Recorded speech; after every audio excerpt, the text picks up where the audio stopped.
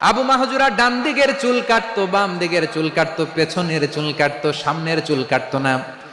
আবু মাহজুরা রাদিয়াল্লাহু তাআলা আনহুর সামনের চুলগুলো বড় হতে হতে যখন এত বড় হয়ে যায়, তিনি চুলগুলো পেঁচিয়ে মাথার মধ্যে রাখতেন।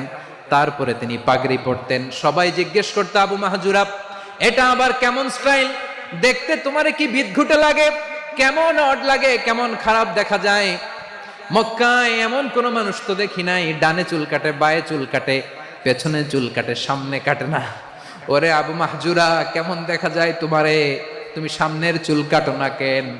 আবু মাহজুরা বলে, আমি হাঁটু গেড়ে পেয়ারা নবীর সামনে বসেছিলাম, আমার এই মাথার চুলের মধ্যে মুবারক হাত লাগিয়ে বিশ্বনবী নিজে আমাকে আজানের প্রতিটা বাক্য শিক্ষা দিয়েছেন।